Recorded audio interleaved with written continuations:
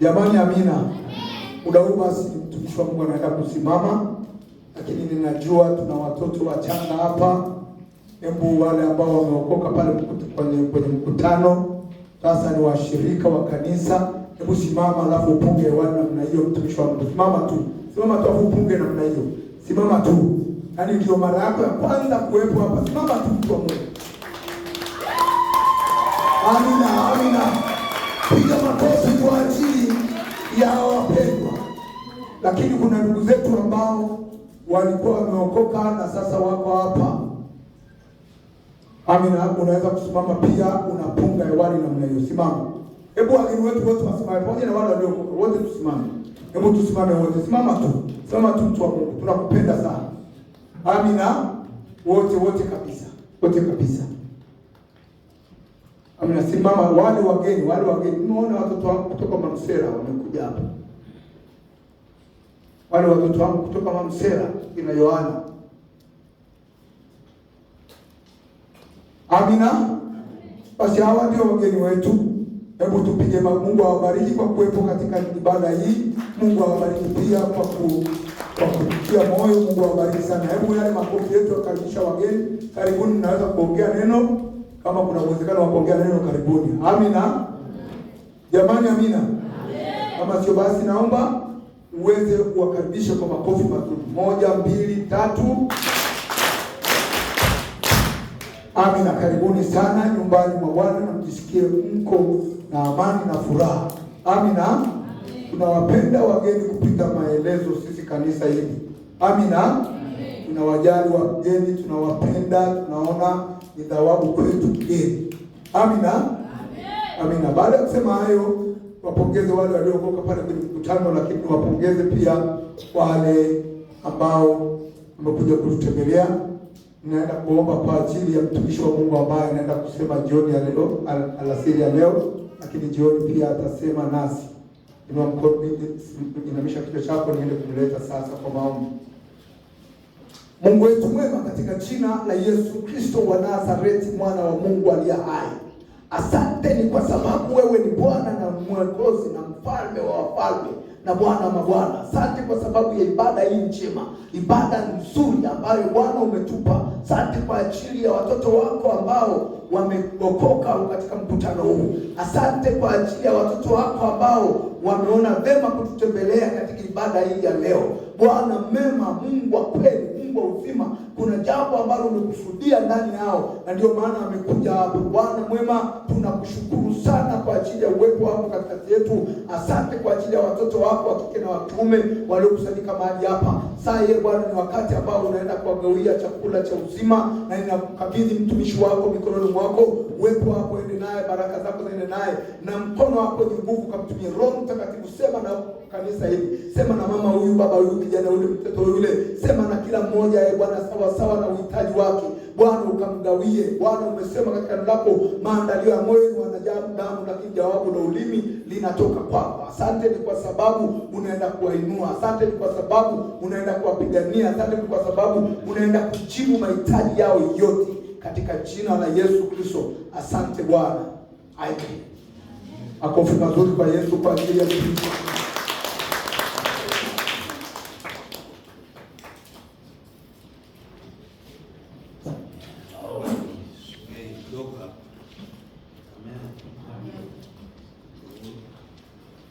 Hallelujah. Amen.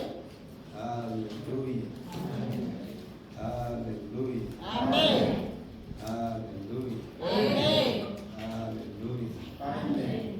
Yesu ni Bwana, Yesu ni mfalme, Yesu ni Mwokozi, Yesu ni Mungu mkuu. Hallelujah. Hallelujah. Yesu ni Bwana, Yesu ni mfalme.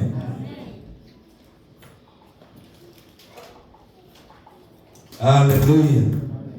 Yesu, inakusalimu katika jina la Yesu aliye Bwana Mwokozi wa maisha yetu. Mungu akubariki wewe ambaye umekuwa pamoja nasi asubuhi ya leo, na wewe ambaye uliokuwa mgeni kabisa, mgeni kweli kweli. Mungu akubariki, Mungu akupe neema ya kutosha. Ninabarikiwa na wewe ambaye umeshiriki ibada hii asubuhi ya leo, maana si bure. Kuna sababu ambayo Mungu amefanya ili uwepo hapa, na hiyo sababu ni Mungu anakupenda, Mungu anakuhitaji ili uweze kusikia. Amen. Namshukuru Mungu kwa ajili ya waimbaji, kwaya ya familia, kwaya ya kanisa. Namshukuru kwa ajili ya mwimbaji mwanangu Liza kutoka kule Morogoro. Yeye amekuwa baraka katikati yetu kwa sababu alitii. Asingekuja tusingekuwa baraka kwetu. Haleluya. Mungu akubariki sana. Na itwa mchungaji leo na Dionisi Maliti. Mimi ni ndugu yako. Wafaransa wanasema pana shosho pale kitu gani? Pana shosho pale kitu gani? Maana yake uwanja ni ule ule, ni viwanja tofauti lakini timu ni ile ile.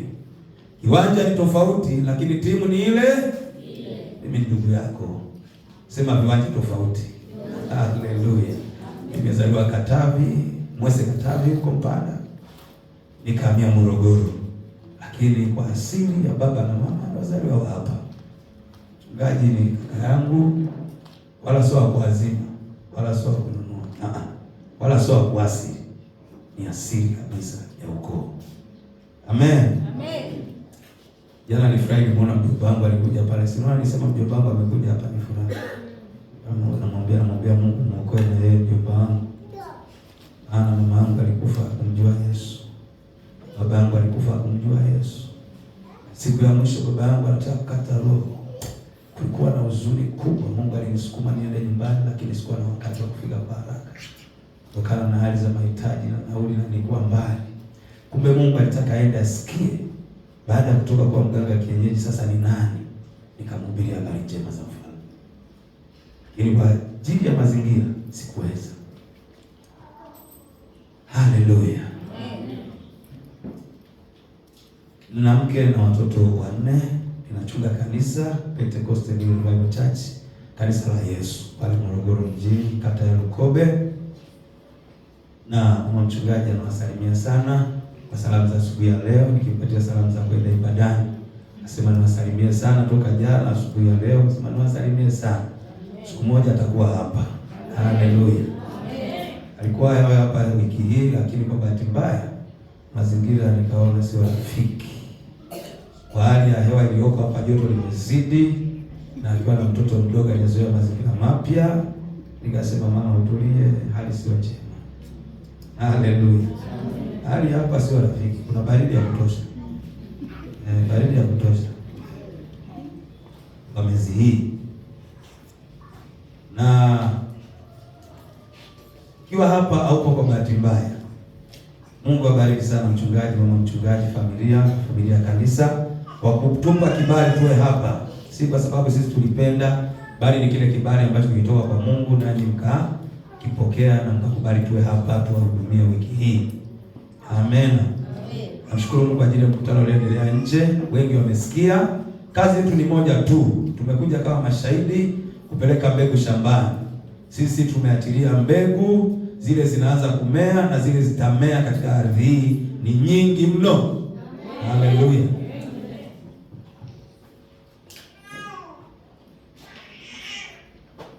Haleluya.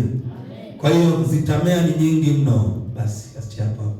Zitamea ni nyingi mno sana sana sana. Tamani kupokea matunda mengi zaidi ya yale uliyoona leo.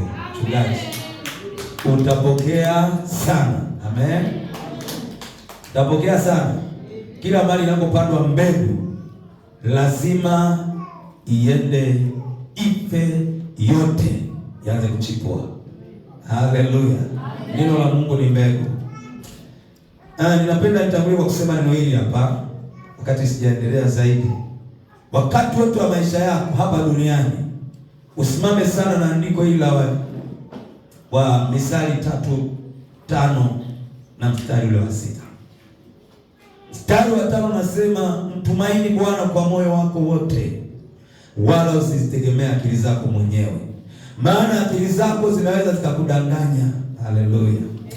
Biblia inasema mtumaini Bwana kwa moyo wako wote, wala usizitegemea akili zako mwenyewe. Amen. Yaani akili zako zinaweza zikadanganya. Amina. Zinaweza zikadanganya. Lakini unapomwangalia Bwana peke yake, akili zako zinakuwa njema. Haleluya, unaelewana mpaka hapo? Ndio maana mtumaini Bwana kwa moyo wako wote, wala usizitegemea akili zako mwenyewe. Sawa sawa, wala usizitegemea akili zako mwenyewe. Amina. Mstari ule wa ngapi? Wa 5, wa 6. Nasema mkiri yeye katika njia zako zote, naye atanyoosha mapito yako. Yaani unamtegemea yeye, unamkiri yeye siku zote, alafu yeye anatokeza kunyoosha njia ya maisha yako. Haleluya. Hivyo ndivyo Mungu tunayemwabudu au Mungu tunayemwishia anataka tuwe hivyo.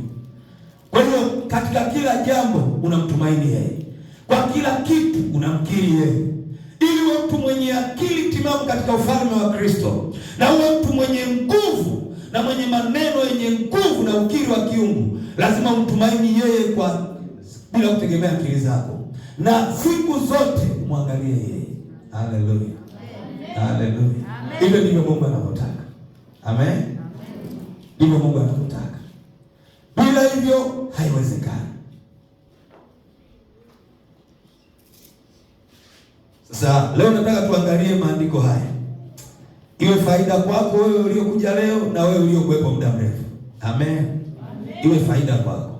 Nataka tuzungumzie ujumbe laini kabisa na mfupi. Nitaenda kwa haraka tukana na muda wangu uliopo mbele, lakini utakuwa umejifunza. Nataka nizungumze taratibu. Leo nataka tupige story kidogo. Sitaki kwenda kama tu na ubiri hivi sana. Nataka twende taratibu, sawa? Twende taratibu hivi tuzungumze. Andika ujumbe unasema hivi: mtu aliyeokoka Mungu amemhesabia kuwa mwenye haki hizi zote. Kuna tazieleza hapo chini. Mtu aliyeokoka Mungu amemhesabia kuwa mwenye haki hizi zote. Mtu aliyeokoka, yaani mtu aliyemwamini Yesu Kristo kama Bwana na Mwokozi wa maisha yake, Mungu anamhesabia haki hizi zote nitakazozitaja hapa sasa hivi. Mungu atakuwa amemhesabia hizo. Haleluya.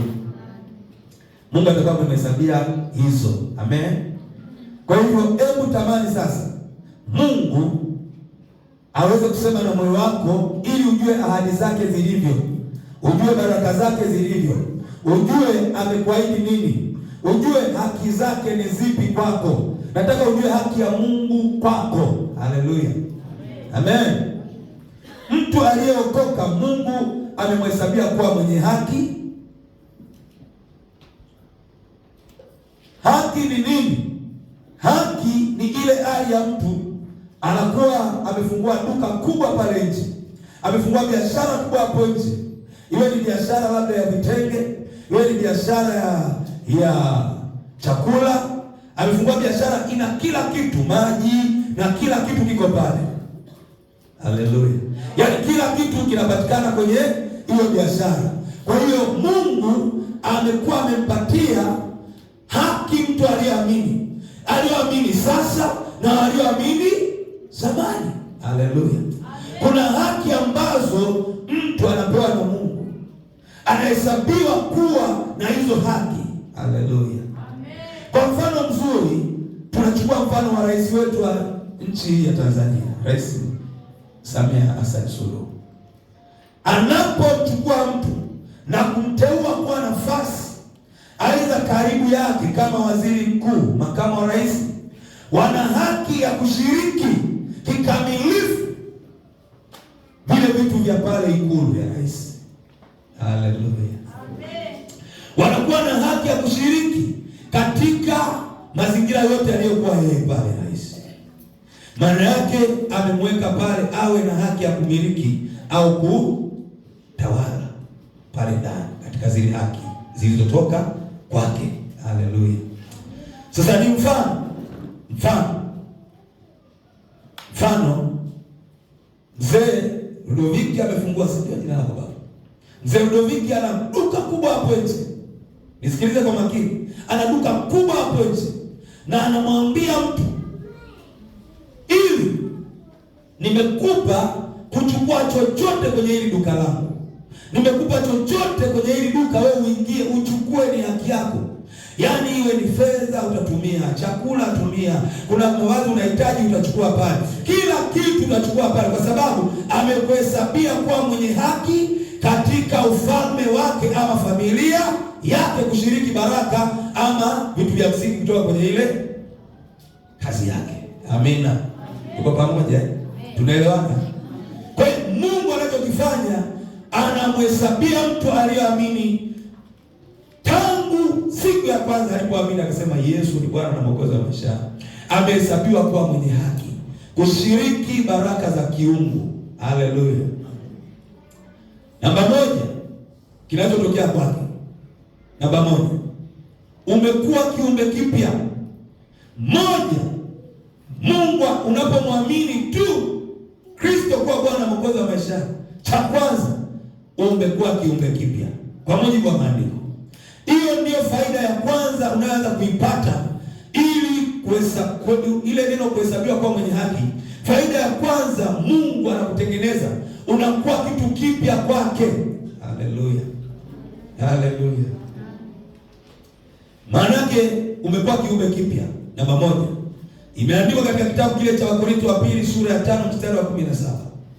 Hata imekuwa mtu akiwa ndani ya Kristo amekuwa kiumbe kipya, ya kale yamepita, tazama yamekuwa mapya. Amen.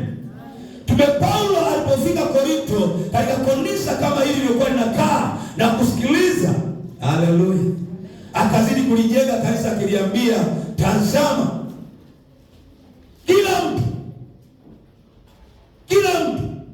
akiwa ndani ya Kristo, amekuwa kiumbe kipya. Anasema ya kale yamepita, amekuwa kiumbe kipya. Ya kale yamepita, tazama yamekuwa mapya. Na maanisha kwamba ya kale yamepita manini? Hata kama jana ulimpiga mtu, baada ya kuwa uliamini katika kusikia mahubiri, ama ulipoamini ukachukua hatua za majeuzi, pale ya kale yamepita na yamekuwa mambo mapya. Haleluya. Kwa hiyo hapo unatembea kama mtu mwenye haki katika ufalme wa Mungu, unayeshiriki baraka zote za kiungu katika ufalme wa Mungu. Amen. Kwa hiyo kuanzia hapo unakuwa kiumbe kipya, unaanza kutawala. Haleluya. Na kushiriki haki katika ufalme wa Mungu. Amen. Amen. Hivyo ndivyo inavyokuwa. Haleluya. Haleluya. Hiyo ni namba moja.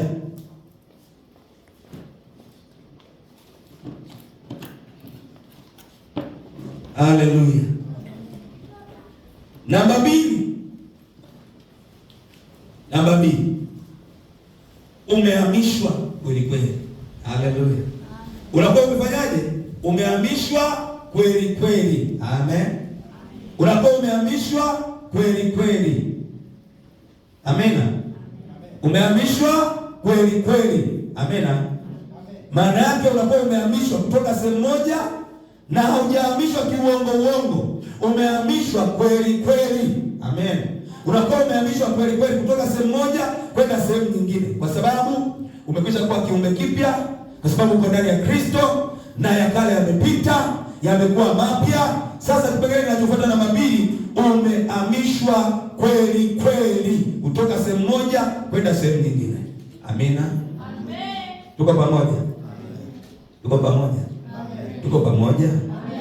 Inaandikwa katika kitabu cha Biblia, Wakolosai sura ya 1 mstari wa 13. Naye alituokoa katika nguvu za giza, akatuhamisha, akatuingiza katika ufalme wa mwana wa pendo lake, ambaye katika yeye tuna ukombozi, yani msamaha wa dhambi. Amen. Unaona, namba 2, baada ya Mungu amekuwa tayari amekuhesabia kuwa mwenye haki, kwanza anakufanya kuwa kiumbe kipya. Ya pili, anakuhamisha kabisa. Haleluya. Mungu anakuhamisha kabisa. Amen. Amen. Anakuhamisha kabisa. Kwa hiyo unapohamishwa, anamaanisha anakutoa sehemu moja anakupeleka sehemu nyingine. Maana yake tulikuwa kwenye ufalme wa giza na huo ufalme ulikuwa na nguvu. Sasa anapotuokoa hatuachi pale pale. Haleluya. Haleluya. Naomba watu waje watatu hapa na watatu hapa. Chap chap. Watu watatu hapa na watatu hapa. Chap chap. Naomba wakubwa pale, watoto wadogo watoke pale, wakubwa pale. Sawa.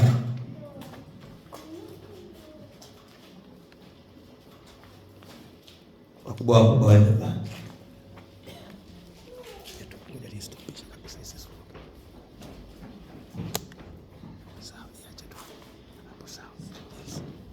Haleluya. Sasa naomba tukae hivi. Wewe mtoto ukae hapa. Naomba mtu mkubwa aje. Hapa. Simama.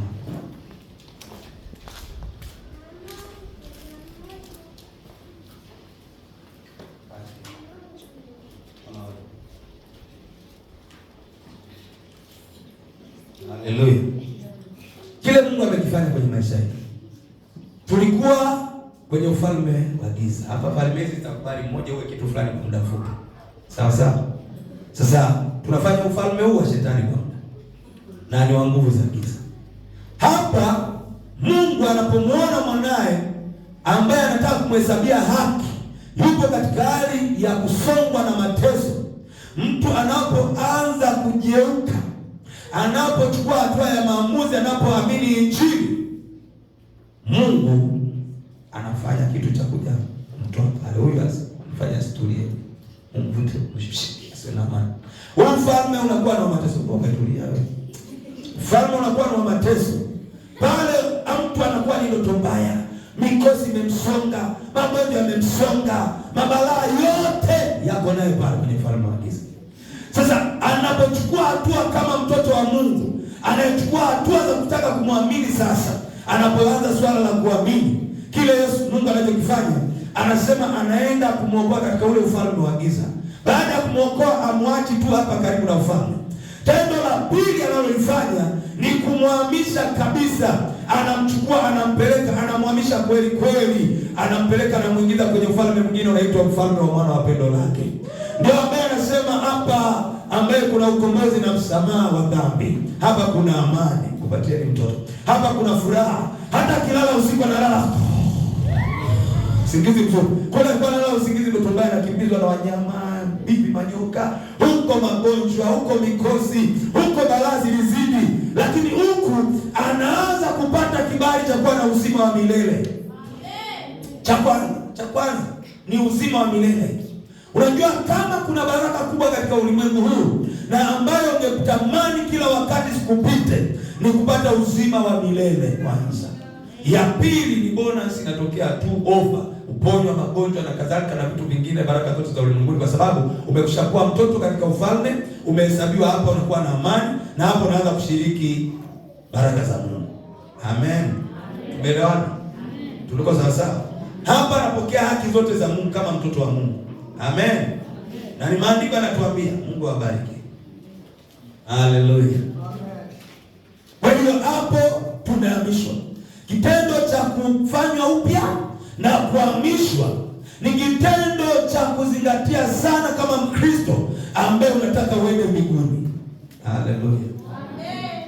Asema alituokoa katika ufalme huo una nguvu za giza, akatuhamisha, akatuingiza katika ufalme mwingine ni wa upendo wa mwana wa pendo lake. Anasema ambaye katika yeye kuna kitu cha kwanza ni ukombozi. Ukombozi maana yake ukombozi, Yesu ndiye aliweza kufanya ukombozi. Neno ukombozi ni kitendo cha mtu kumwokoa mtu kwenye ziwa, majini, baharini, ama kwenye moto mkubwa ambaye unataka kumwangamiza yuko ndani. Unajua anahitaji mkombozi. Haleluya. Sasa kile Yesu amefanya ukombozi wa kweli kweli, na kutuhamisha kweli kweli, na kutusamehe dhambi kweli kweli. Amen. Namba 3, umekuwa mtoto wa familia ya Mungu. Kwa hiyo unapohesabiwa haki, uyatambue mambo haya ni ya msingi kwako. kwamba tayari umefanywa kuwa mpya, tayari umehamishwa, haupo kwenye ule ufalme tena. Zamani ulikuwa unapiga mbao, unapiga ramli, unatambika mizimu, umekwisha hamishwa. Ulikuwa tapeli, kamzizi, kamwizi, umekwisha hamishwa. Haleluya. Tayari umepelekwa kwenye kuhesabiwa haki, mtoto wa Mungu. Haleluya. Sasa baada ya kuhamishwa, namba 3, unakuwa katika familia ya Mungu. Haleluya. Mungu anakuona ni mmoja katika mtoto wa familia yake. Haleluya. Ni sawa na baba mwenye familia anawahesabu watoto wake kuwa wenye haki, na wenye haki wanayorithi baraka kupitia yeye pale nyumbani. Haleluya. Hilo ni jambo la msingi kulifahamu. Umekuwa mtoto wa familia ya Mungu, bali wote katika kitabu cha Injili ya Yohana sura ya 1 mstari wa 12 tasoma hadi wa 13. Bali wote waliompokea aliwapa na uwezo wa kufanyika watoto wa Mungu, ndio wale waliaminio jina lake.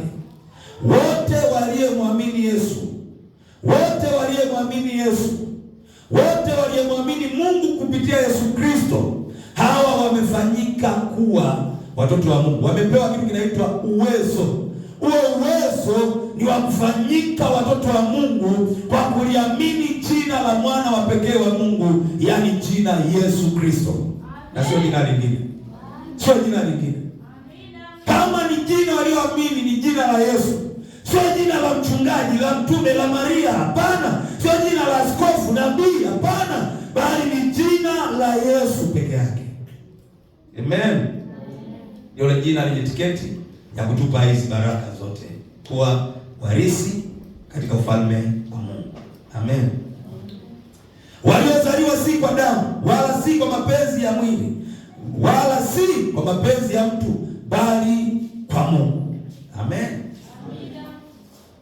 Biblia inatuambia si waliozaliwa kwa mapenzi sio waliozaliwa kwa damu, wala si kwa mapenzi ya mwili, bali kwa mapenzi ya Mungu.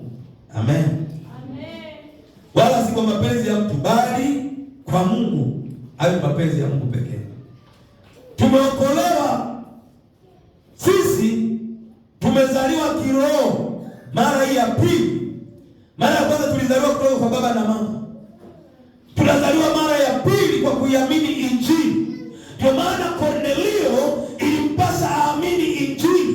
Pamoja alikuwa na matendo mema mengi ambayo aliyatenda, lakini matendo yake mema yalisukuma tu kwenda kumuita mjumbe Petro aliyekuwa Yafa aje amwambie yampasayo kufanya, aiamini Injili. Ndio maana Petro alipofika aliendelea kusema habari za Yesu ambaye Mungu amemtukuza mno. Kornelio akaamini maneno yale, akabatizwa na nyumba yake yote, kwa sababu aliamini Injili. Amen. Kwa hiyo tunaona ilikuwa tu wanafanyika kwa sababu ya kuamini. Wokovu wetu ni kwa njia ya imani. Haleluya. Sasa hizi ndio faida ambazo tutakuwa nazo. Hiyo ni namba 3. Lakini inaendelea mstari mwingine nitakaosoma, Petro wa kwanza sura ya 1 mstari wa 23. Kwa kuwa mmezaliwa mara ya pili, si kwa mbegu iharibikayo, bali kwa ile isiyoharibika, kwa neno la Mungu lenye uzima idumuo hata milele. Haleluya.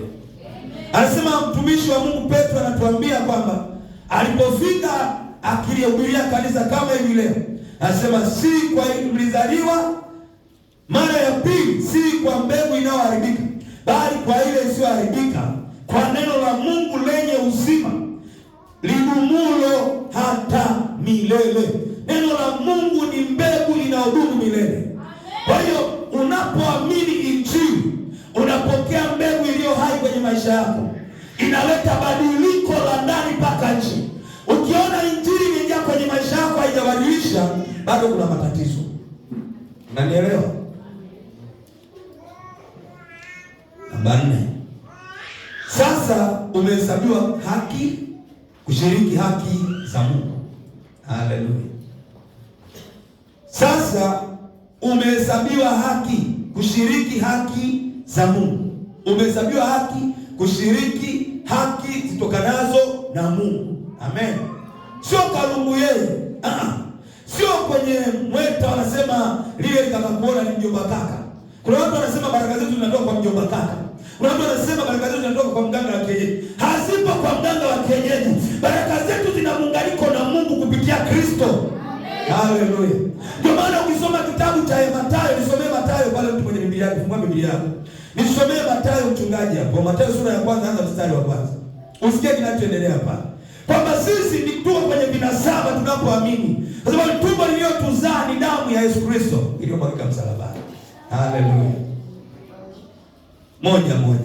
Anza kusoma. Sasa tunahesabiwa haki kushiriki haki za Mungu. Haleluya. Mchungaji nisome. Mathayo 1:1. Soma kwa kelele kabisa. Ibrahimu alimzaa Isaka. Mstari wa kwanza ya Mathayo. Kitabu cha Mathayo. Sura ya kwanza, mstari wa kwanza. Anasema kitabu cha ukoo. Kitabu cha ukoo nani? Kitabu cha ukoo wa Yesu. Tunapoamini tunafungwa kwenye kitabu cha ukoo wa Yesu. Sikiliza sasa, taratibu twende soma sasa. Kitabu cha ukoo wa Yesu. Ukoo wa Yesu. Mwana wa Daudi. Kitabu cha ukoo wa Yesu, mwana wa nani? Wa Daudi. Alafu mwana wa Ibrahimu. Amina, imetosha.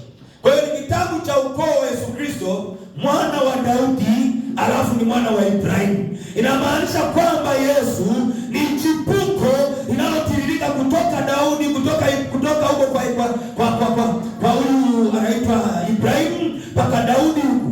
Kote huko anapita. Haleluya. Yesu mwana wa Daudi, mwana wa Ibrahimu. Haleluya.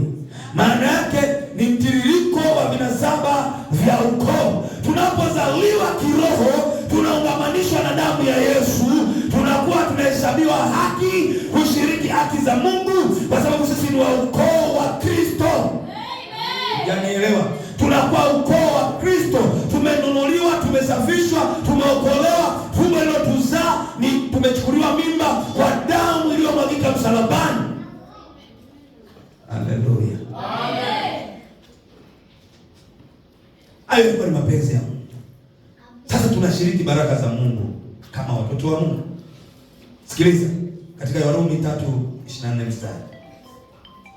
Wanahesabiwa haki bure kwa neema yake kwa njia ya ukombozi ulio katika Kristo Yesu. Wanahesabiwa haki bure wote waliomwamini Yesu. Wote waliokubali Yesu kama Bwana Mwokozi wa maisha yao wanahesabiwa haki bure. Katika ufalme wa Mungu umehesabiwa kuwa na nyumba nzuri bure, kuwa na watoto wazuri bure, mke mzuri bure, mwanaume mzuri bure, kupata magari, majumba bure, afya njema bure unahesabiwa, sio kulipa gharama yote. Gharama ilikuwa ni kuamini kazi ya msalaba wa Yesu. Amen. Sikiliza. Wanahesabiwa haki bure kwa neema yake kwa njia ya ukombozi ulio katika Kristo. Ulilipa gharama wapi wewe? Wapi ulilipa chochote wewe? Wapi ulilipa fedha ili uhesabiwe kuwa mwenye neema ya Mungu na ukombozi ulipata bure? Hapana. Ndio maana unapaswa kama umemwamini mtumikie Mungu kwa kupenda na kwa kuchangamka na kwa ujasiri. Itoe kwake wakati wote. Ukitoa vitu vyako, mali zako, jua umepata kwa Bwana. Watoto ulionao umetoka kwa Bwana, wewe mwenyewe kwa Bwana. Mavazi ulionao umetoka kwa Bwana, kazi ulionao imetoka kwa Bwana. Ukijua hivyo, utajua kwamba kumbe mimi nimehesabiwa bure kupata neema ya Mungu. Nimehesabiwa kushiriki baraka za Mungu, haki ya Mungu bure. Na hivi nilivyo navyo vimetoka kwa Mungu. Haleluya. Amen. Shiriki bure. Kwa sababu umepata bure, na wewe toa bure kwa Mungu. Mpende Mungu kwa akili zako zote, wala usitegemee akili zako mwenyewe. Tumaini yeye siku zako zote za maisha yako hapa duniani. Mkiri yeye siku zote, naye atanyosha nini? Utamkirije Mungu sasa? Utamtumainije Mungu sasa? Yeye anayetaka ushiriki hizi haki za msingi.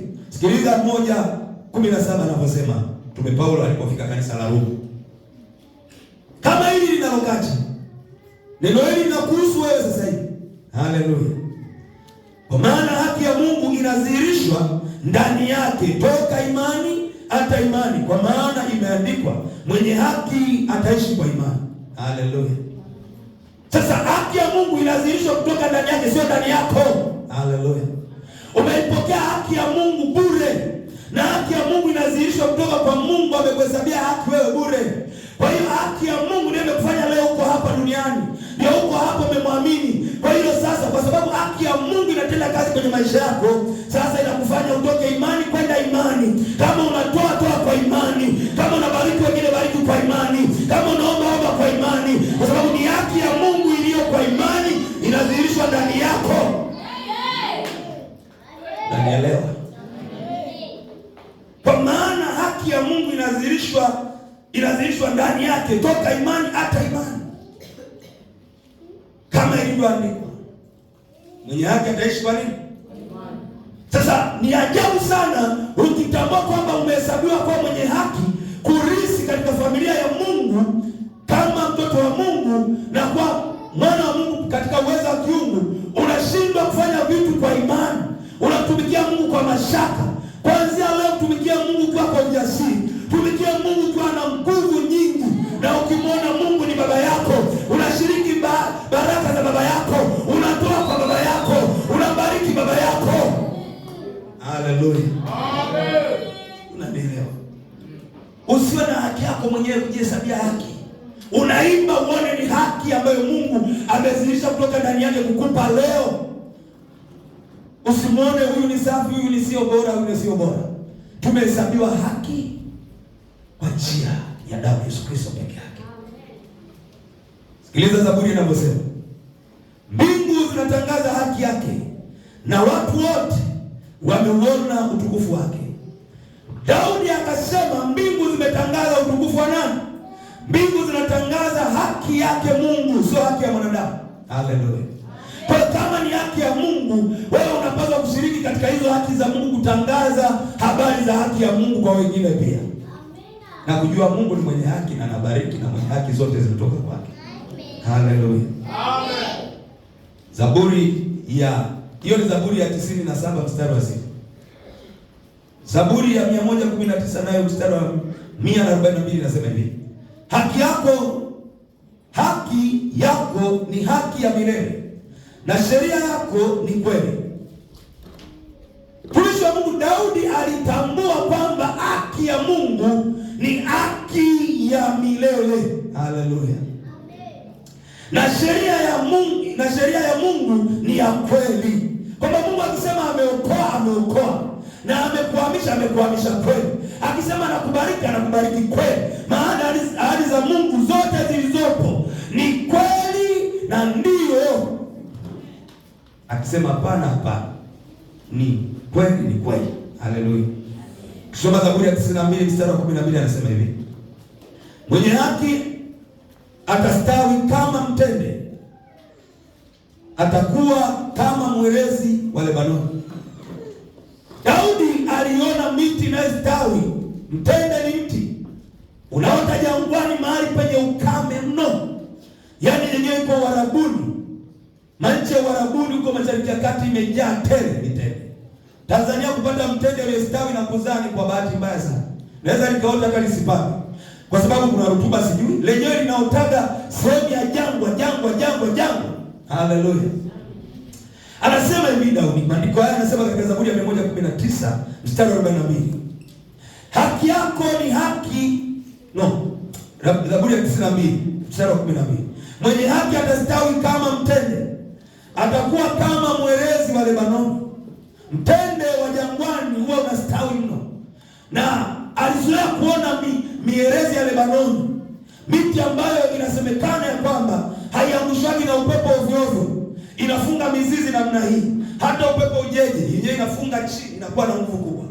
Kwa hiyo inakuwa imestawi ambavyo kwamba na chini mizizi yake imejifunga na imeenda chini. Hata upepo ukija hawezi kutikisa. Biblia inasema mwenye haki atastawi kama nini? Kama mtende wa jangwani. Kama mtende. Na atakuwa kama mwerezi wa Lebanoni. Kwa hiyo ni nani wewe anayesema hivi? Ni wewe ambaye umekwisha muamini Mungu kama baba yako na mmoja wa familia ambayo Mungu amekuneemesha kuja kurithi baraka zake. Ndiye anasema wewe ndiye utakayestawi. Mungu anatabiri kwamba wewe utastawi kutoka kwake.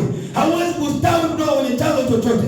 Kwenye chanzo chake utastawi kama mwerezi, kama mtende wa jangwani ama mwerezi wa Lebanoni. Haleluya. Pale ndipo utakapostawi. Utastawi kwenye biashara, utastawi kwenye huduma, utastawi kwenye familia yako, utastawi kwenye ardhi unayokaa, utastawi katika elimu za watoto wako, utastawi. Kwa nini? Kwa sababu umejitambua, mimi ni mwenye haki katika ufalme wa Mungu na Mungu ni baba yangu. Amen. Usipojitambua, never sema again, haiwezekani. Tunaelewana? Lazima ujikubali, mimi Mungu ameniokoa. Amen. Na ni mtoto wa nani? Wa Mungu. Na shiriki baraka za Mungu. Namba 5 katika kipengele hiki. Haleluya. Umepewa mamlaka ya kuamuru mambo yatokee kwenye maisha. Amen. Baada ya kuwa tayari Mungu amekufanya kuwa mtoto wa familia yake, unashiriki haki zake, Mungu ametoa na mamlaka kwa ajili yako wewe. Mungu anaonyesha na mamlaka ambayo unapaswa utumie. Mungu amekupa mamlaka kubwa ya kuamuru mambo yaweze kutokea kwenye maisha yako. Haleluya. Yaani kuamuru mema yaje, mabaya yaondoke kwenye maisha yako. Kwa sababu tayari umekuwa mwana familia ya Mungu. Nakumbuka baba yangu mzazi tulipokuwa tumezaliwa pale kijijini. Baba alikuwa mkulima mkubwa wa mashamba. Na alikuwa mfugaji. Na alikuwa mpiga bunduki. Kwa na magobole na mwindaji. Yaani akipiga risasi anapiga kweli kweli, yaani hata njiwa anampatia. Alikuwa na shabaza. Baba alitulisisha katika ile mifugo, kuitunza na mashamba tuliarisi. Na akatulisisha sehemu ya mashamba kwa ni haki yetu. Matunda yaliyo shambani mle ni ya kwetu. Na hata sehemu ya ile bunduki alitufundisha tuweze kuwinda, tulete mawilo nyumbani, kwa sababu ni sehemu ya kwake, na akatuingiza katika urisi huo wa kuweza kupiga bunduki. Kwa nini alitaka hiyo vile? Kwa sababu alikuwa hawa ni watoto wangu, lazima niwape mamlaka zote zinazowahusu kuzifahamu katika himaya yangu nyumbani.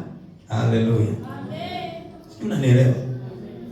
Akatumilikisha hivyo. Tukaanza kupiga bunduki, kutumia gobole, tukajifunza, akatufundisha, tukaanza kupiga. Akatufundisha kulima, tukaanza kulima mashamba tukipata kutoka kwenye haki za mashamba yake. Kupitia wanyama tukafuga, tukaanza kunywa maziwa kupitia haki za wanyama waliokuwa wake nyumbani. Haleluya. Tukala nyama na nini kupitia haki zilizo kwenye hazina yake nyumbani. Akatusomesha kupitia ada zake zilizo ni hazina yake kutoka kwenye maisha yake. Kwa hiyo tukaona tunashiriki haki ya baba yetu. Kwa hiyo ukiamini kwamba umezaliwa mara ya pili kwa neno la Mungu, umehesabiwa kuwa mshiriki wa baraka za kiungu kama mwana familia wa Mungu, lazima utambue Mungu amekupa na mamlaka. Amekupa uwezo, yaani ule uwezo ni mamlaka ya kuamuru mapepo majini yaweze kutii sauti yako, magonjwa yaweze kutii sauti yako, yaani unaweza kiamuru kitokee, ni baraka zije, kwa sababu wewe ni mtoto wa familia ya kiungu. Amen. Haleluya. Amen. Tayari umekuwa kiumbe kipya. Tayari umekwisha kuwa kiumbe kipya, kale imepita. Umepewa mamlaka, umepewa uwezo, umepewa ni kila kitu unapewa. Amen. Amen. Azungumzia namba 5, umepewa mamlaka. Ndipo wale 70 katika Luka 10, nitasoma mpaka mstari wa 10:17 mpaka 19. Unaona? Yesu alifungua kinywa chake akasema kile ambacho amekifanya kwao. Katika Luka tasoma, ndipo wale 70 waliporudi kwa furaha wakisema, Bwana, hata mapepo wanatutii kwa jina lako. Amen. Wale 70, Yesu alikuwa amechagua 70 kwa ajili ya kuwatuma mahali ambapo alitaka yeye aende asingeweza kufika. Anawatuma wanaenda kwa ajili yake. Wale 70 walipoenda mtaani kuhubiri Injili, Biblia inasema waliporudi wakatangaza, wakimwambia Bwana wao aliyewapa sehemu ya urithi, aliyewapa sehemu ya mamlaka, wakasema, Bwana, hata mapepo wanatutii kwa jina lako.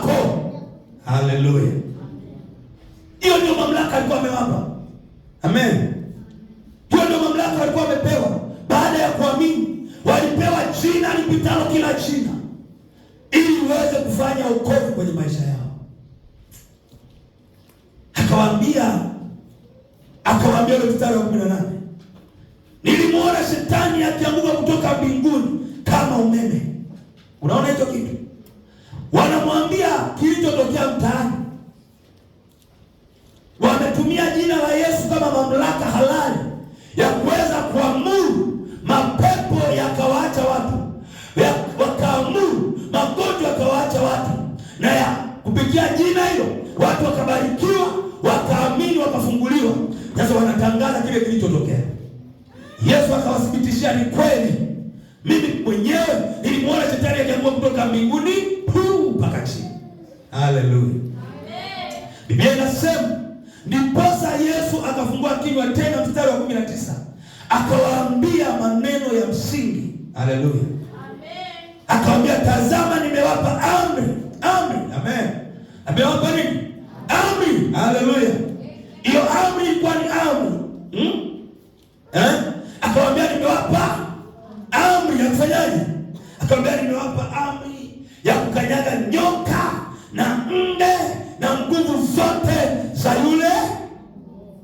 Amri ya kukanyaga nyoka na nge amepewa nani? Mungu. Umepewa wewe mwanadamu. Unapoamini kazi ya msalaba, unapoamini kazi ya damu ya Yesu, umepewa amri ya kukanyaga nyoka na nini? Na nge. Amen. Kichwa kiko wapi? Ili andiko ni la Agano la Kale tangu zamani. Yesu amelinukua Agano Jipya. Kisoma kitabu cha Mwanzo 3:15, na kwa uzao wa mwanamke utamponda nyoka kichwa. Kichwa akinakuwa na kazi tena. Kwa hiyo tayari kichwa kimepondwa. Je, kwa mamlaka uliyopewa wewe mtu wa Mungu, uliokoka jana juzi hata uko hapa zamani, ina haja gani ya kuendelea kuogopa kichwa kikiwa kimepondwa? Tayari tuogope kiwiliwili. Kichwa kimepondeka, tuogope kiwiliwili? Nakuuliza swali, tuogope kiwiliwili? Tuogope kiwiliwili? Hapana, tumepewa mamlaka ya kukanyaga nyoka na nge na nguvu zote za lile joka la zamani, shetani na ibilisi. Zote ziko chini. Amen. Shetani. Amen. Amen. Kwa umeokoka jana, umeokoka leo, hiyo nguvu inatenda kazi papo kwa papo. Haleluya. Amen. Amen. Amen. Kwa hiyo hatuogopi tena habari ya nyoka na nge. Yaani hatuogopi habari ya mateso kutoka kwa adui. Hatuogopi magonjwa, hatuogopi laana zao, hatuogopi uchawi wao, hatuogopi maneno yao, kwa sababu tunaye mkuu aliyetupa mamlaka. Tunatumia mamlaka kuamrisha na kuhamisha takataka zote. Haleluya. Si unanielewa? Amen. Yesu akasema nimewapa amri ya kukanyaga nyoka na nge na nguvu zote za yule adui, wala hakuna kitakacho wazuru. Haleluya. Baada ya kufanya umeokoka hayo mambo yote, umepewa haki ya kuyashiriki. Haleluya. Kupitia hayo maombi yako utaomba afya njema. Kupitia maombi yako utaomba amani tawala. Haleluya. Sikiliza, nilipookoka hakuna kitu kilikuwa kinanikera kama ndoto nakula usiku. Hiyo naisema mara nyingi kwa sababu ilikuwa inanikera kiasi kwamba yaani nasikia mimi nakula kitu gani? Ninaota ndoto nakula kwenye ndoto. Nikiamka nakuta mate yamejaa mazito mdomoni. Naenda nje na yatema. Nikirudi na uangalia ukuta. Sipigana ukuta, napigana katika maombi. Kwa jina la Yesu, toka ondoka. Kwa jina la Yesu, majini, mapepo, maroho ya mizimu, roho za kichawi na uganga, menifuatilia, toka niachie. Toka roho za mateso, toka maonezi. Ilikuja kupotea na sikujua siku na saa. Amen. Kwa nini? Nilitambua mamlaka niliyepewa. Ukitambua mamlaka uliyepewa na kwamba wewe ni mtoto wa Mungu, umepewa kushiriki haki za Mungu katika ufalme wake, utakuwa imara na hautatetereka. Utakuwa imara kumtumikia Bwana. Hata ikija upepo wa mvua, hata ikija njaa, utajua haki yangu kwa Bwana nitaidaije, maana nimepewa amri ya kuamuru magonjwa kuondoka, mapepo kuondoka, mikosi kuondoka, laana kuondoka, na kualika baraka za Bwana. Amen. Haleluya. Amen. Nisomea andiko. Fungulia Biblia yako pale ulipo. Nisomea andiko kutoka kitabu cha Efeso sura ile ya 17. Tutasomea mpaka mstari wa kwanza, sura ya kwanza wa Efeso sura ya kwanza, alafu soma na mstari wa 17 na wa 18. Itakwambia pointi yangu ya msingi kwa hapa. Sikiliza nikwambie, usiogope. Umeshakuwa mwana familia wa Mungu. Sasa usiogope. Mtu aliyeokoka Mungu amemhesabia kuwa mwenye haki katika ufalme wake. Na hilo ni namba 5 na la mwisho kwa kipengele hiki. Nataka nizungumzie vipengele vitano kwa haraka. Utaandika maandiko ama utaandika kile nitakachokisema. Sawa sawa? Nimalizia na kipengele hichi. Unachoanza kushiriki, umepewa haki ya kushiriki, lakini kuna vipengele vya mwisho ni wewe sasa, ili uweze kuwa kamili katika eneo hili nilolisema lote. Haleluya. Naomba nisomee kwenye Biblia. Nisomee kwa sauti. Efeso sura ya kwanza, nisomee mstari wa 17, soma na wa 18. Soma mtumishi. Ndio. Mungu wa Bwana wetu Yesu Kristo. Mungu wa Bwana wetu Yesu Kristo. Baba ni wa utukufu huyo. Awape ninyi roho ya hekima. Awape ninyi roho ya hekima. Na ya ufunuo. Katika kumjua yeye. Mstari wa 18 na pointi yangu ya msingi. Twende. Macho ya mioyo yenu yatiwe nuru. Anasema Paulo katika maombi haya na waombea waongofu wapya hawa. Anamwambia ni macho ya mioyo yenu yatiwe nuru. Mjue nini? Twende. Mjue tumaini la wito wake. Ili mjue tumaini la kule kuitwa kwa Yesu, ule wito wa Kristo ni nini? Sikiliza. Sikiliza kipengele kinaendelea. So, jinsi nilivyo utajiri wa utukufu na utajiri wa utukufu wa urithi wake katika watakatifu na jinsi ulivyo. Umeona? Kwa hiyo tunapotambua mwito wa Kristo kwetu sisi watakatifu, kuna urithi wa utajiri kutoka kwa Kristo tunaupokea, unakuwa ndani yetu sisi tuaminio. Kwa maana ukisoma 3 mstari wa 20, Mtume Paulo anasema atukuzwe Mungu awezaye kuyafanya mambo makubwa ya ajabu mno kuliko yale tuyaombayo na yale tuwayawazayo. Anasema kwa kadri ya nguvu itendayo kazi ndani yetu sisi tuaminio. Haleluya. Amen. Ukisoma kwanza hiyo tulikuwa tunasoma mstari wa 19 na 20. Soma pale. Hapo ulipokuwa mstari wa 19 na 20. Soma kwa jina la Bwana. Ndio.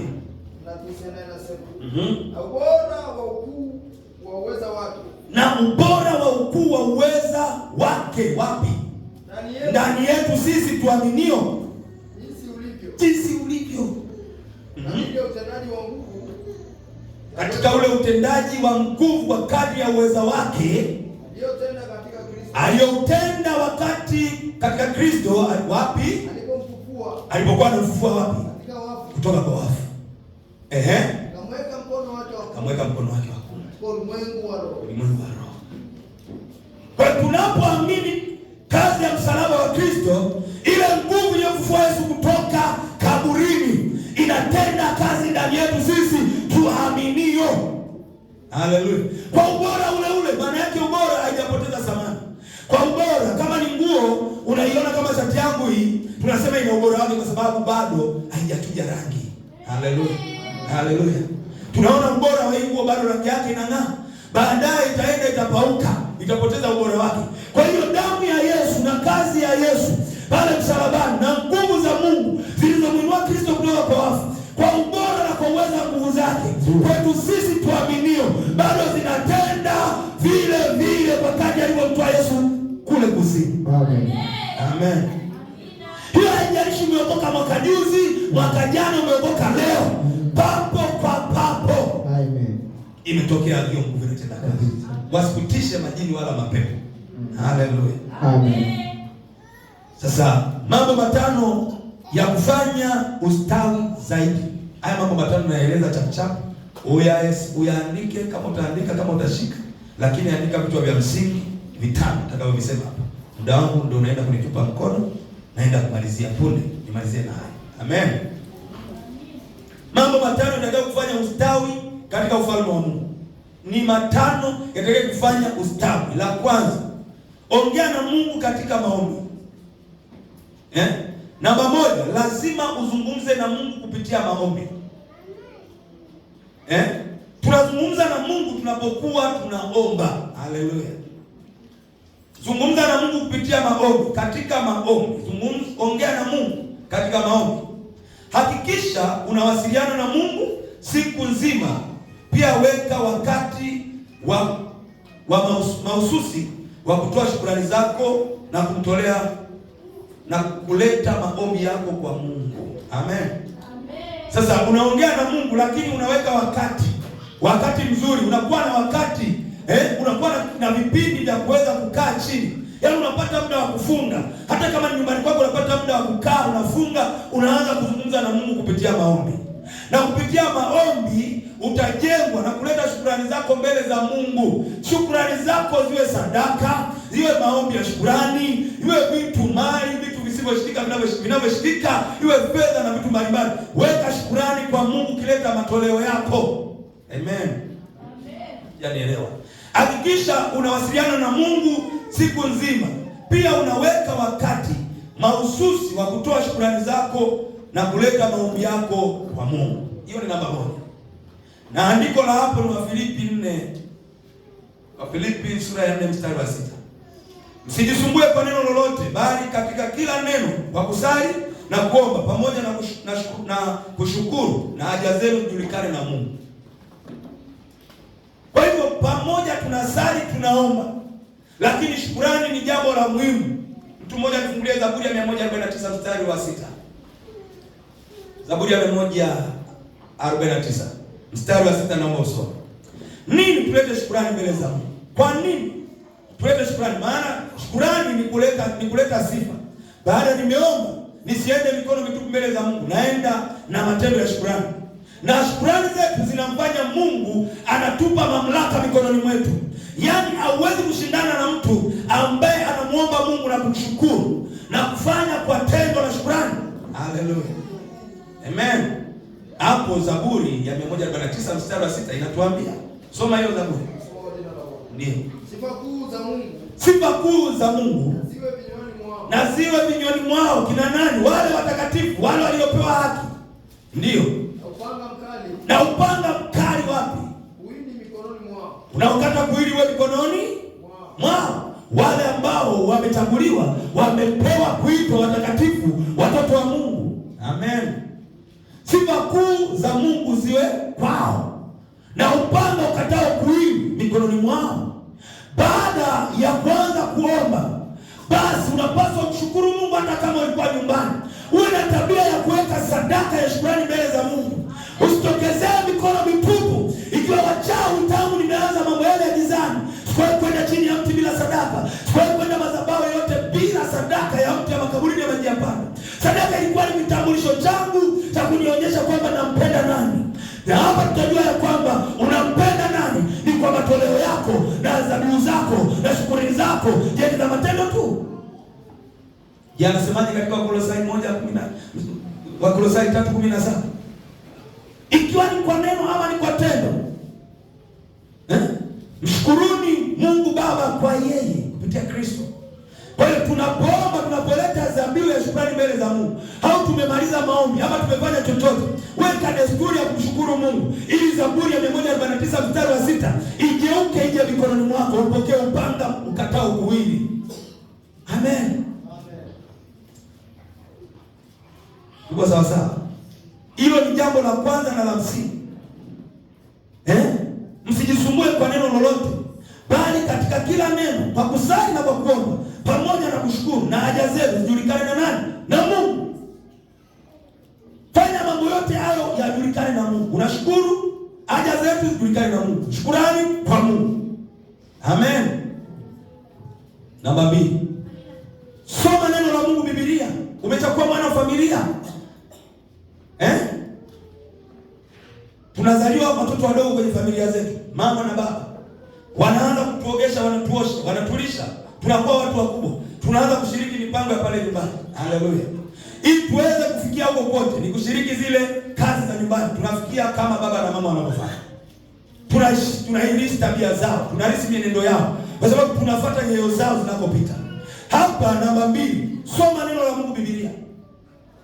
Tunaweza kujifunza mengi kuhusu Mungu na mapenzi yake maishani mwetu kupitia kwa neno lake Biblia. Biblia ni neno la Mungu. Biblia ni neno la Mungu kwa wewe leo na kila wakati. Biblia ni neno la Mungu kwako leo na kila wakati.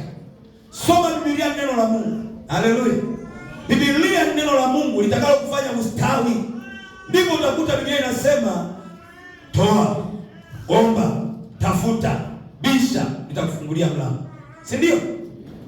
Napoenda kumalizia bado dakika zangu za kuhesabu. Amen. Weka wakati wa kusoma neno.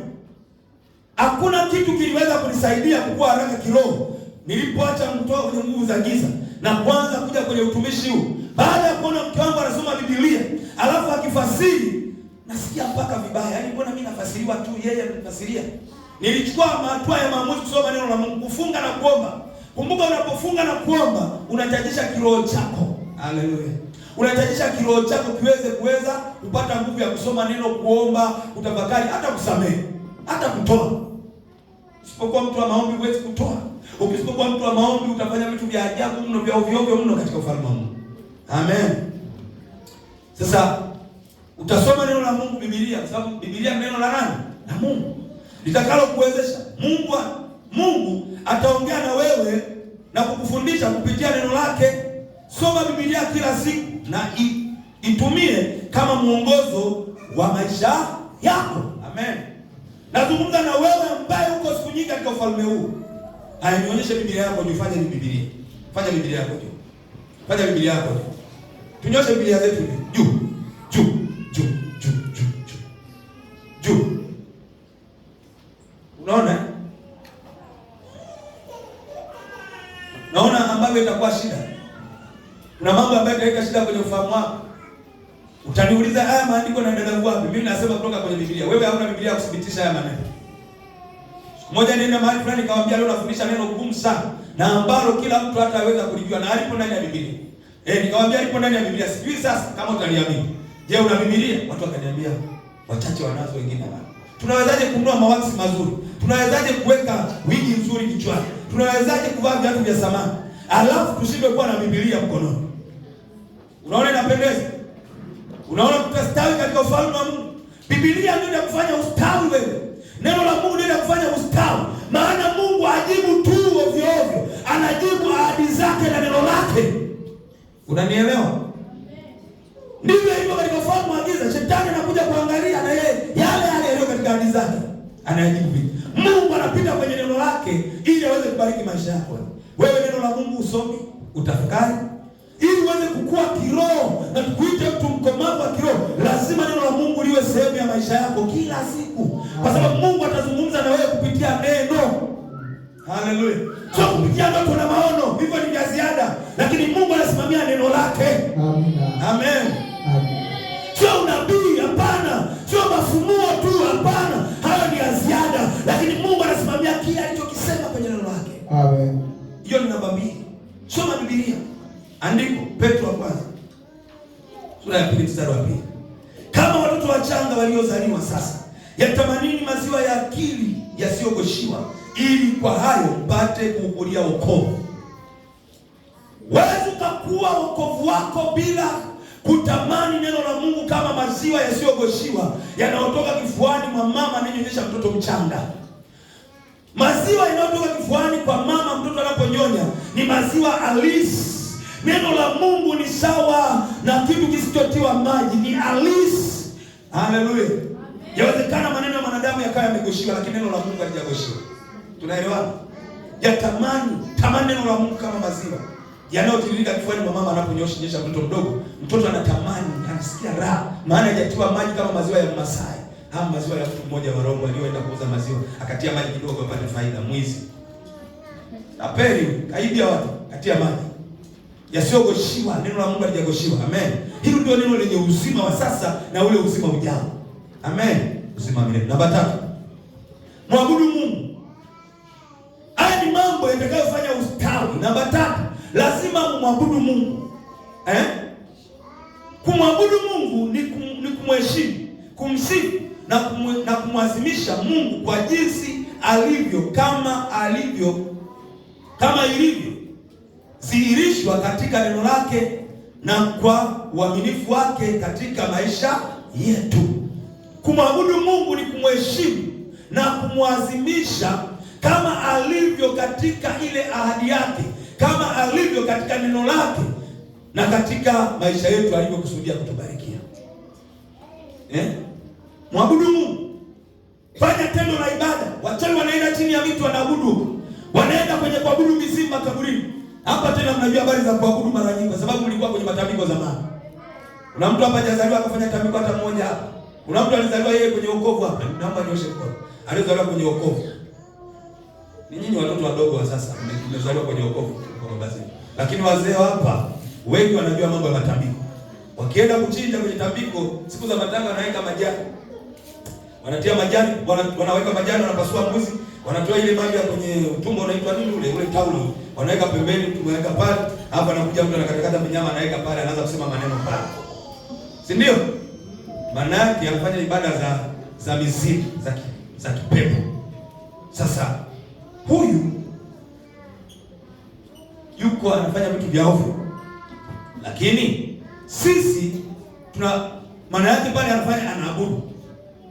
Sisi tuliookoka tunapaswa tushiriki ibada, kuja kanisani kumwabudu Mungu hapa.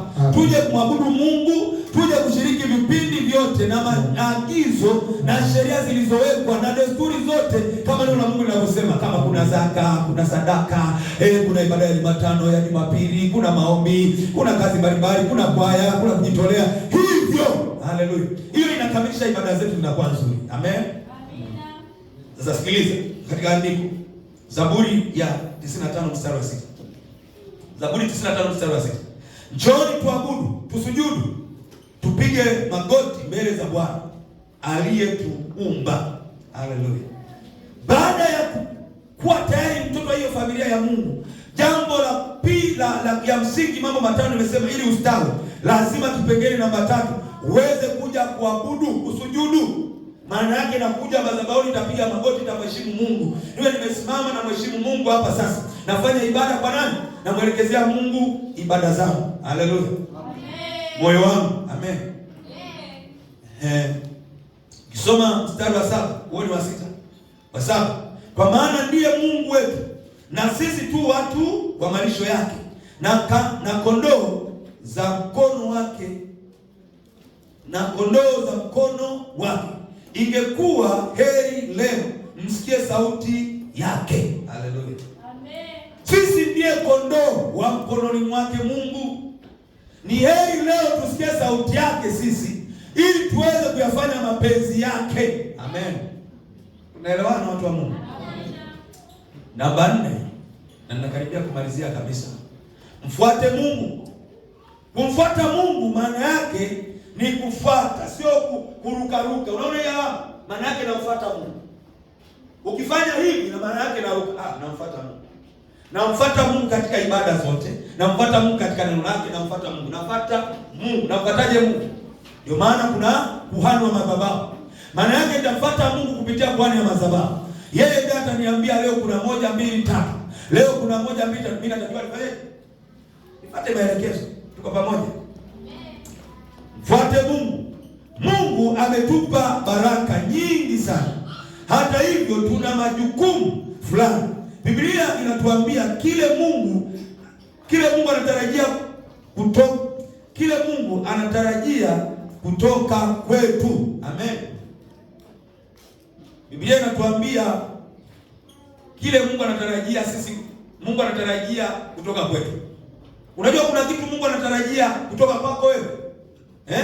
Umfuate. Haleluya. Amekwisha kupa wokovu. Unataka sasa uanze kumfuata. Sehemu ya kuabudu. Kwa nini ni mahali pa kuabudu? Kwa nini tunaenda kuabudu? Tunafuatana katika ibada. Maana yake tunaenda sasa tunafuata Mungu ili tuanze kukulia wokovu vizuri. Nafuata Mungu. Mungu anatarajia kutoka kwako. Uchukue tendo la ibada kuja madhabahu. Uchukue tendo la kujitoa wewe sasa. La kuanza kujitoa ili Mungu aanze kuinua watu wake. Amina. Biblia inatuambia kile Mungu anatarajia kutoka kwetu. Wajibu wetu ni kumtii na kumshukuru kwa yote aliyoyatenda. Mungu anatoa kila kitu tunachohitaji kwa maisha ya Kikristo yenye ushindi. Amen. Mungu anatarajia tu utii wetu sisi. Kumtii, kwanza kumfuata. Maana yake sasa tunaanza kumfuata Mungu kwa kumwabudu, kushiriki vipindi na ibada mbalimbali. Kwa sababu Mungu anatarajia kutoka kwetu tumfuate, tunamtii, na ndipo Mungu ana kila kitu cha kutupa sisi kwenye maisha haya ya Kristo. Haleluya. Tunaelewana? Nasoma kitabu cha Petro wa pili sura ya kwanza mstari wa 2 na hadi mstari wa 3. Neema na iwe kwenu na amani iongezeke, na amani iongezwe katika kumjua Mungu na Yesu Bwana wetu. Neema na iwe kwenu na amani iongezwe katika kumjua Mungu na Yesu Bwana wetu. Sasa tutaongezekaje kumjua Yesu? Tutawezaje kumjua Mungu na Yesu aliye Bwana wetu pasipo kushiriki kumwabudu Mungu ama kumfuata Mungu? Tunasema hivi, kwa kuwa uweza wake wa uungu umetukirimia vitu vyote itupasavyo uzima na utauwa, kwa kumjua yeye aliyetuita kwa utukufu wake na wema wake mwenyewe. Amen. So katika uungu wake Mungu aliyetuita sisi, ndani yake kuna vile vitu ambavyo tumekirimiwa vyote katika uungu wake. Maana tunapokuja kuketi katika uungu wake tunamwabudu, ule uungu wake unatubarikia sisi. Tulikuwa wagonjwa, tuna uzima. Tulikuwa tunatafuta hiki, tunapata. Tulikuwa tunahitaji hiki, tunakipata, kwa sababu uungu wa kiungu umetukirimia vitu vyote inavyopaswa kuvipata sisi. Amen. Haleluya. Namba 5 na ya mwisho, ushirika na Wakristo wengine. Namba 5, ushirika na Wakristo wengine. Ushirika ni jambo la lazima na la muhimu sana. Siku niliokoka, dada yangu akasema, sasa mdogo wangu, kama umeokoka ndio umeacha dini ya baba yako na mama yako? Nikamwambia ndio, inaambatana na hawa walioniambia ukweli, nikauelewa. Unaona, ilikuwa na ulazima. Ndio maana leo umenipata niko hapa ninahubiri mbele yako. Kama isingekuwa lazima na isingekuwa jambo la maana, nisingekuwa hapa. Ningeendelea na dini ya baba na mama. Na hakuna dini ya baba na mama. Dini ya baba na mama ni uongo wa shetani. Haleluya. Haleluya. Ndio maana unaponiona hapa na ubiri, hata watoto wangu itafika sehemu wakili ya kwamba wamemwamini Kristo kama Bwana na Mwokozi wa nani? Wa maisha yao. Amen. Sababu itafikia utashi na ufahamu wao, wanaweza kanikengeuka kaniacha. Ndio maana nitakuwa nahubiria injili kama ninavyohubiria watu kule nje. Na pia ifike sehemu waiamini injili, kisha wanikubalie kwamba na wenyewe wamemkiri Yesu kama Bwana na Mwokozi wa maisha yao. Tunaelewana? Ushirika na Wakristo wengine. Jitume kushiriki na Wakristo wengine, isio Jumapili peke yake, bali hata nyakati zingine za katikati za wiki, ili uweze kutiwa moyo na kusimama imara katika imani yako. Haleluya. Amen. Mimi nimeokoka kutoka kwenye nguvu za giza. Nisinge kubali kuchukua hatua za kugeuka na kuambatana na hao Wakristo ambao nilisikia injili kwao, ina maana ningerudi mapema sana kwenye kutumikia miungu mingine. Unanielewa? Kwa hiyo ilinipasa kumjibu dada yangu kwa ujasiri, dada, hapana, nitaambatana na hizi hatua ambazo nimezisikia, kushiriki na wengine. Ni neno la Mungu linatuasa hivi. Soma Waebrania 10:24 hadi mstari wa 25 tasoma.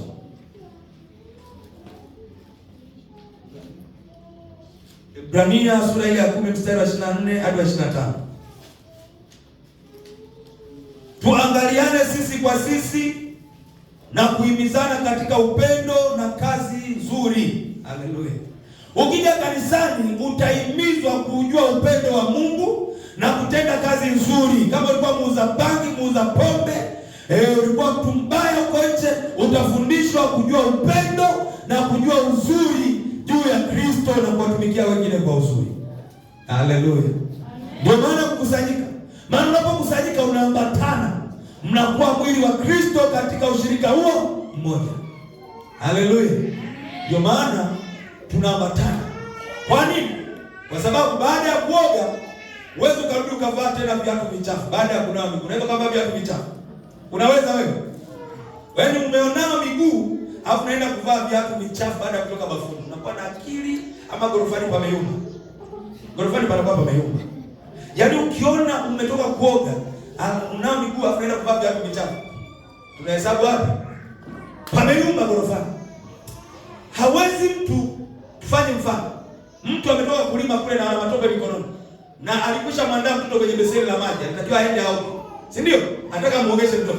Je, na akaenda akachezea tena matope. Aje kumuogesha mtoto, atakuwa safi huyo mtoto?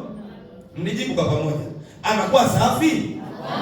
Bali ndio maana tunapookoka tunaondoka, tunaambatana na ile neno tulipolisikia la kweli. Tunaambatana na hao watu waliotuambia ukweli. Haleluya, tunashiriki. Amen. Mstari wa 25 unasema hivi, wala tusiache kukusanyika pamoja kama ilivyo desturi ya wengine, bali tuonyane na kuzidi kufanya hivyo kwa kadri mwanavyo siku ile kuwa inakaribia. Siku gani? Kristo yuko mlangoni anachungulia karibia aje. Yamebaki mataifa machache sana kusikia habari njema. Somalia wamekwisha sikia na manchi mengine wamesikia. Tanzania labda kuna kabila moja halijasikia Yesu ni Bwana. Yesu ndiye mfalme anayekuja. Wanajua kusema Yesu, wanajua inawezekana ni rais wa kwanza wa Tanzania. Wapo makabila bado hawajajua. Haleluya. Yesu yuko karibu kuja, lakini ile ahadi inakaribia kutimia. Watu karibia ulimwengu mzima watasikia Yesu ndio Kristo. Ili hukumu itakapokuja wasiseme alikusikia. Haleluya. Unashiriki ibada na wengine ili uweze kupata maonyo mbalimbali ya kiroho, ili uweze kustawi, uweze kukaa vizuri. Haleluya. Inawezekana mtu anaweza kaokoka leo akipata na kiu ya mbege. Sasa akija akimwambia wewe toka umeshindwa. Sasa toka. Tunamwambia wewe sikiliza, hiyo pombe sio nzuri. Tunampa na andiko fulani anaendelea kujifunza. Unajua tunamtia moyo ili sifanyeje? Asirudi hapa Misri. Haleluya. Sikiliza. Neno la Mungu ndio linalotakasa, sio maneno yangu mimi mchungaji Morris wala nini. Mchungaji Morris akija hapa anakuambia maneno ya Mungu ili akutakase wewe. Sikiliza. Inaandikwa katika kitabu cha Injili ya Yohana 17:17. Amen. Biblia inasema hivi, Yesu ndiye anaongea maneno. Watakase kwa ile kweli. Neno lako ndio kweli. Kwa hiyo lazima uwe chini ya uangalizi wa neno la Mungu. Neno la Mungu ndiye linayekutakasa. Baada ya kuamini, utaendelea kusoma vitabu, maneno ya Mungu katika Biblia. Na kuanza kusoma Biblia itaanza kukutakasa kutoka sehemu hii kwenda sehemu hii, kwenda sehemu hii, kwenda sehemu hii. Na ndivyo unazidi kujenga mizizi ya kuimarika. Na unapokuja kwenye ibada za katikati, Jumapili, sijui ibada ya maombi, unazidi kuwekewa mizizi mizito ya kustahimili majaribu, ya kuendelea mbele na wokovu. Kwa sababu umekwisha kuwa mwana familia ya Kristo Yesu. Simama juu kwa miguu yako miwili. Simama juu kwa miguu yako miwili. Hivyo unakamilishwa kupitia neno. Jifunze kwa mtu wa neno, penda neno ili uweze kufika mahali. Mke wangu alipokuwa akisoma, yaani nikasema mke wangu hawezi kunizidi. Niliingia jukumu la kufunga na kuomba, nisome Biblia. Na baadaye sasa hivi ananiuliza maswali. Je, baba hicho hapo kinasemaje hicho? Hicho kinasemaje? Na mtafsiri. Kwa nini? Nilifanya juhudi. Mambo ya kiroho yanahitaji wewe pia uchukue juhudi. Uchukue hatua za maamuzi. Kuachilia vitu vyote ulivyokuwa unavitegemea. Yawezekana ulikuwa na kiburi. Yawezekana ulikuwa unategemea fedha zako. Yawezekana ulikuwa unategemea elimu yako. Unachukua hatua ya mageuzi, unasema hapana. Sasa namtegemea Kristo anigeuze, aniongoze kwa nguvu za Roho wake Mtakatifu. Haleluya. Hivyo ndivyo tunapaswa tufanye. Amen. Nataka tukaombe, tumwambie Mungu mchana huu tunapoenda mapumziko, Mungu aweze kugusa mioyo yetu na atupe uhodari na uimara tuweze kusonga mbele zaidi.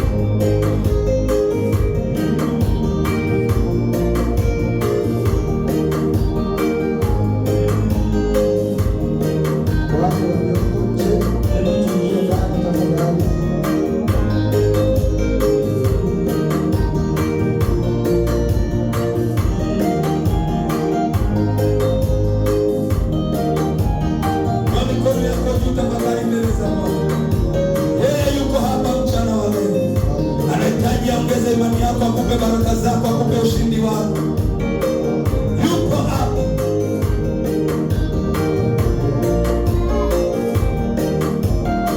Mungu wetu aliapa wewe umependeza. Mungu wetu mahali hapa ni wewe tu.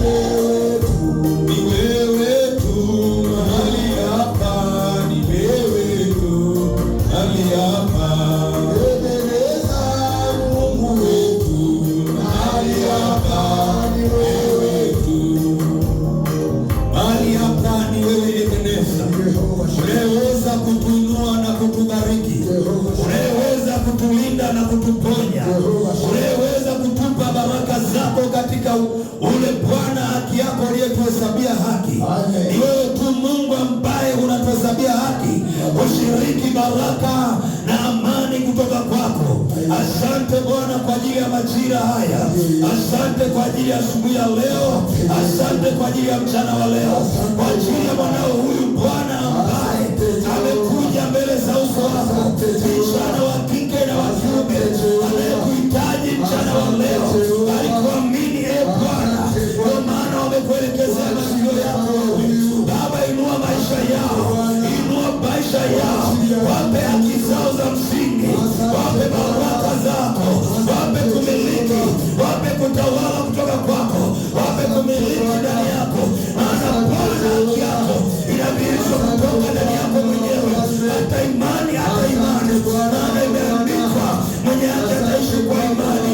Bariki kanisa lako, inua watoto wako, wape nguvu Bwana ya kusoma neno, wape nguvu ya kufuata, wape nguvu ya baraka zako, wape ushindi Bwana, wape imani kubwa, wape Yesu, wape kumiliki, wape kutawala, waponye Bwana, ponya maisha yao, ponya afya zao, inua mama zao, inua chumba yao, inua kazi mikono yao, wainue Bwana, wainue Ebeneza, wainue Mfalme, wainue Mungu, mwasisi wa baraka zao. Mwinue Bwana mama huyo, mwinue baba huyo, mwinue binti huyo, inua elimu watoto wao, inua Bwana kwenye malango yao, inua Bwana kwenye mitaa yao, inua taifa lao, inua taifa lao, weka amani kwenye taifa lao, weka uzuri katika jina la Yesu.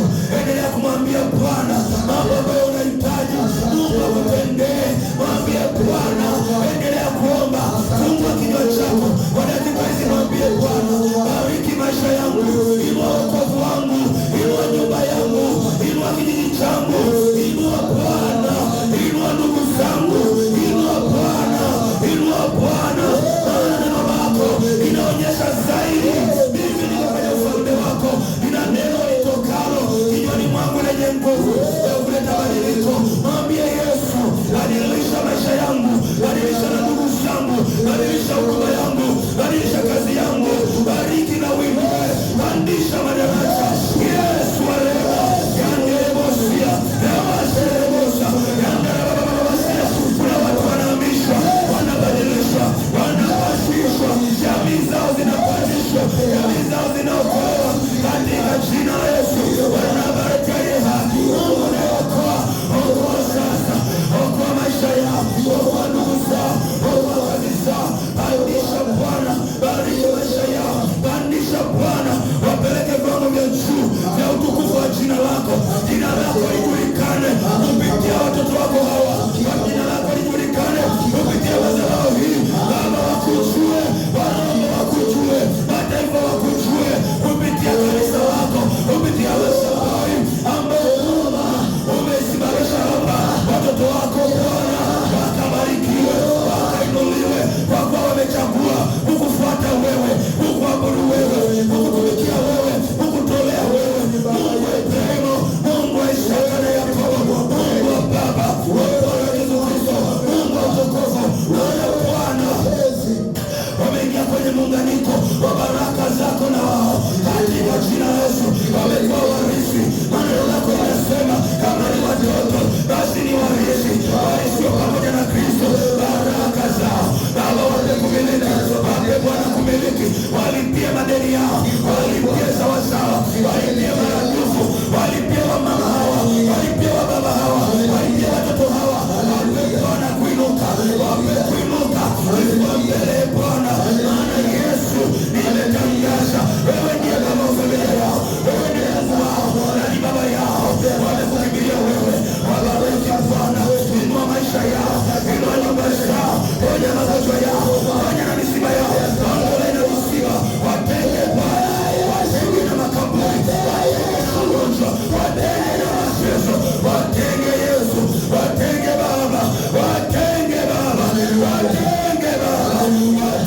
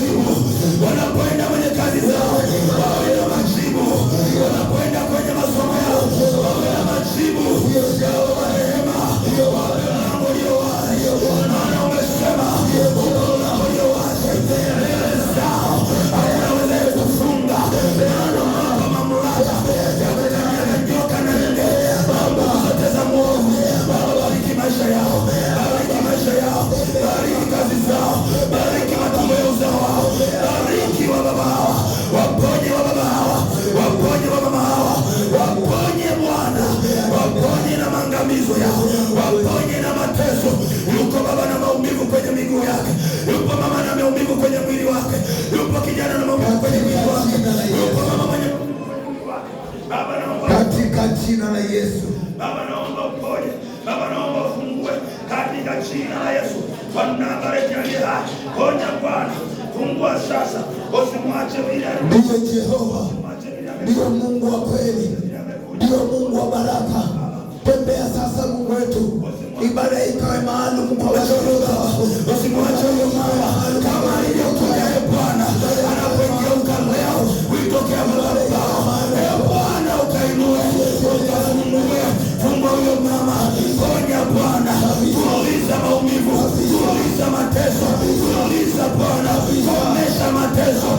Bwana Yesu, tuliza mateso. Baba tuliza kwa mama huyo na baba huyo, tuliza mateso, tuliza maumivu, komesha mateso kwa jina la Yesu, kwa damu ya Yesu, komesha mateso katika jina la Yesu. Weka mkono wako mahali panauma, weka mkono wako. Bwana anaenda kukomesha mateso, maana mfalme wa amani yuko hapa sasa. Yeye mkomesha mateso. Yawezekana tumbo lako limekuwa halishiki uzao, yawezekana elimu yako imeyumba. Weka mkono wako. Wewe ni wa elimu, weka kichwani. Wewe una maumivu, weka mkono pale panauma katika jina la Yesu. Kata ya Bosha yandelelemosia, kata ya Bosha yandelelemosia katika jina la Yesu. Ila moyo ya amuru uzima, ila mahali penye maumivu, mahali penye mateso, ondoka mateso, ondoka mateso katika jina la Yesu, katika jina la Yesu. Ondoka sasa roho ya mateso, ondoka ndani ya mama huyo, ondoka ndani ya baba huyo, kwa jina la Yesu, kwa jina la Yesu, ondoka kwa jina la Yesu. Saa hii, saa hii, saa hii, ondoka, ondoka, ondoka, ondoka kwa jina la Yesu. Ila pepo, ila maumivu, ila kichomi, yayuka, yayuka katika jina la Yesu. Kila aina magonjwa yayuka, yayuka, yayuka, yayuka, yayuka, yayuka kwa jina la Yesu, kwa damu ya Yesu. Ila roho, ila maongezi, toka, yayuka katika kwa jina la Yesu Kristo, kwa damu ya Yesu, kwa jina la Yesu. Yayuka sasa kwa jina la Yesu. Yayuka, yayuka maumivu, yayuka maongezi, toka kwa huyo, toka kwa mamachi halmashauri yake, acha akili zake kwa jina la Yesu. Bwana baraka natangaza uzima, napanda uzima kwenye maisha yao, napanda uzima, napanda amani kwa jina la Yesu, kwa damu ya Yesu, napanda kichwa kwa jina la Yesu Kristo. Wanapanda akili katika jina la Yesu. Napanda akili njema kwa mama huyo, kwa baba huyo, kwa jina la Yesu, kwa damu ya Yesu. Napanda sasa, napanda uzima, napanda amani. Kila mtu ambaye mwenye kujaribiwa na jaribio la kuzimu, namtenga sasa kwa jina la Yesu. Natamka ushindi kwenye maisha yao, natamka amani kwenye maisha yao kwa jina la Yesu, kwa damu ya Yesu. Natamka ushindi, natamka kuinuka na kuongezeka, natamka kuinuka na kuongezeka kwa jina la Yesu. Natamka leo baraka za Bwana Yesu kwenye maisha yako kwa jina la Yesu. Bwana bariki. Ninatamka uzima, natamka kuongezeka, natamka kuinuliwa, natamka ushindi katika jina la Yesu. Bwana bariki. Uzima ni sehemu yako, amani ni sehemu yako kwa jina la Yesu na kwa damu ya Yesu Kristo. Maana Bwana ameangalia toka mbinguni na amekuona wewe ni mwanae, wako umechukua hatua za kumfuata Baba na kuinua Baba, na anakubariki Baba, anakupeleka viwango vingine, anakuingiza viwango vya baraka, viwango vya mguso mpya katika jina la Yesu. Pokea mguso mpya, uso wa kuinuka, uso wa huduma. Pokea mguso mpya, pokea mguso mpya, pokea mguso mpya, uso mpya kwenye kazi yako, uso mpya kwenye biashara yako, uso mpya kwenye ndoa yako, uso mpya kwenye elimu yako, uso mpya kwa watoto wako, uso mpya kwenye maisha yako, uso mpya kwenye huduma yako kwa jina la Yesu. Bwana bariki. Baba, ninakushukuru. Asante kwa ajili ya wema wako. Asante kwa ajili ya familia zako. Wewe umestahili Bwana. Mwambie Baba asante. Mama pale, mwambie Baba asante kwa ajili ya mguso mpya ambao umeweka kwenye maisha yangu. Kwa kuwa Bwana umeona ya kwamba nimechagua kukufuata na umeweka mguso mpya. Asante Yesu. Asante Yesu. Maana imeandikwa mbinguni zao wao wamchao Bwana, wao mshukuru Mungu.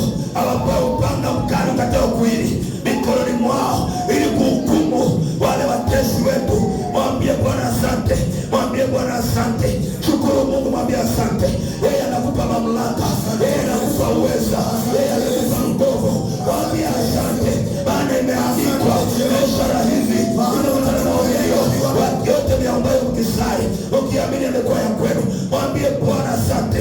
Shukuru Bwana, mwambie asante, maana sifa kuu ni za Bwana. Sifa kuu ni za Bwana. Yatupe upanga ukatao kuwili, yani mamlaka na uweza. Hebu chukua mamlaka ya Bwana. Shukuru Bwana kwa vile ulivyo.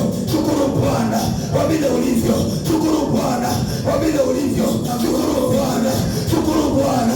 Mwambie asante. Masia yentelebosia katika jina la Yesu, katika jina la Yesu. Mwambie Bwana asante.